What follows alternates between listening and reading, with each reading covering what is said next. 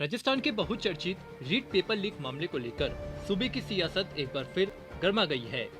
अब इस पूरे मामले में ईडी की एंट्री हो गई है, जिसके बाद से सियासी गलियारों में चर्चा है कि अब प्रदेश की सियासत में एक अलग ही उबाल आ सकता है।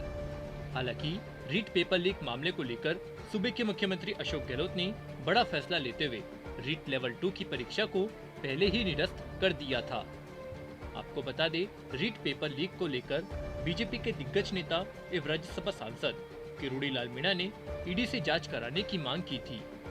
साथ ही सांसद मीणा ने आरोप लगाया था कि रीट मामले में करोड़ों रुपए का लेन देन हुआ है। अब ईडी की एंट्री के बाद सांसद किरोड़ी लाल मीणा ने कहा कि यह पूरा मामला 400 करोड़ से ज्यादा का है। अब ईडी की जांच में कई बड़ी मछलियों के चेहरे बेनकाब होंगे।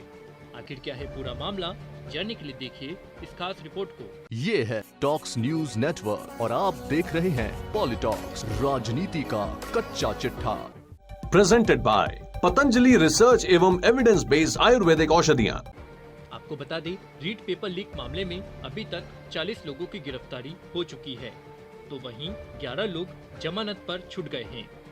मामले में आरोपी उदाराम और अन्य अभियुक्त से राम कृपाल को मिले 1 करोड़ 22 लाख रुपयों में से पूर्व में 71 लाख रुपए जब्त किए गए थे और 11 लाख रुपए कई बैंक खातों में फ्रीज करवाए गए थे। इस मामले को लेकर राज्यसभा सांसद किरोड़ी लाल मीणा ने सूबे की अशोक गहलोत सरकार पर जमकर निशाना साधा था। अब इस मामले में ईडी की एंट्री के बाद एक बार फिर किरोड़ी लाल मीणा ने प्रदेश सरकार के खिलाफ मोर्चा खोल दिया है। किरोड़ी लाल मीणा ने कहा कि ईडी अब इस पूरे मामले की जांच कर रही है, जिसमें कई बड़ी मछलियों के चेहरे बेनकाब होंगे। अब ईडी उन लोगों तक हाथ डाल सकेगी जो राज्य सरकार की जांच एजेंसी एसओजी के दायरे में नहीं आ पाए थे। सांसद किरोड़ी लाल मीणा ने आरोप लगाया कि रीट मामले में करीब 400 करोड़ रुपए का घोटाला है।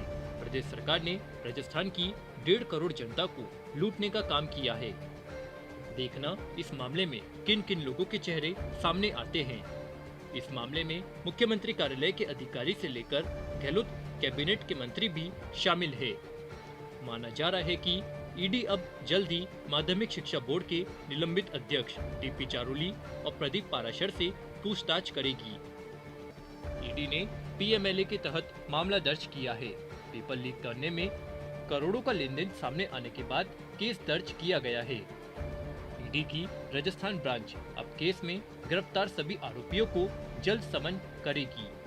बताया जा रहा है कि अगले सप्ताह आरोपियों के ठिकानों पर छापेमारी और पूछताछ शुरू होने की संभावना है।